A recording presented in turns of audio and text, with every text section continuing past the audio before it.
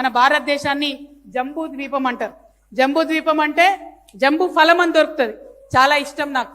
జంబూ ఫలం అంటే ఏందో అనుకున్నారు, అల్లనేరేడు పండు తెలుసా? అల్లనేరేడు పండు అయితే నాకు బాగా ఇష్టం అల్లనేరేడు పండు. ఈ సంవత్సరం అల్లనేరేడు బాగా కాసింది. ఘోరం ఏంటంటే మనకి ఇష్టమైన పండే తినడానికి బాగానే ఉంటుంది, కానీ ఏ సంవత్సరం అయితే అల్లనేరేడు పండు బాగా కాత కాస్తుందో ఆ సంవత్సరం వర్షాలు తక్కువ పడతాయట. అల్లనేరేడు పండ్లు కాత చూసే నేను అనుకున్న వర్షం ఈసారి హ్యాండ్ ఇచ్చేటట్టు ఉందని.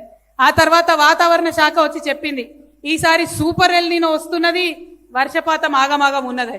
మరి ఇవాళకి కూడా తెలంగాణలో 40% వర్షపాతం ఉన్నది. ఈ విషయం ఎప్పుడు తెలుసు మనకు? 6-7 నెలల కిందనే తెలుసు వర్షపాతం తక్కువ వస్తుంది, 40% వాన పడుతుంది అని చెప్పి. కానీ మన రేవంత్ రెడ్డి గారు, మన ప్రభుత్వం ఏమాత్రం కూడా ఏర్పాట్లు చేయలే. మనం మొత్తం కోరుట్ల, మెట్పల్లి, కరీంనగర్, ఉత్తర తెలంగాణ అంతా కూడా గోదావరి నది పైన ఆధారపడి ఉంటాం. మనం గోదావరి నది మీద చిన్నవి పెద్ద అన్ని కలిపితే 57 రిజర్వాయర్లు ఉన్నాయి మనకు.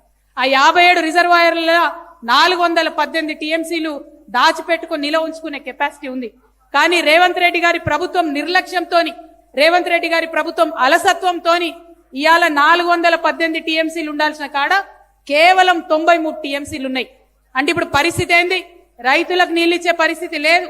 రైతుల నీళ్లు పక్కకు పెడితే తాగడానికి నీళ్ళు ఇచ్చే పరిస్థితి కూడా లేనటువంటి విషయం ఉన్నది.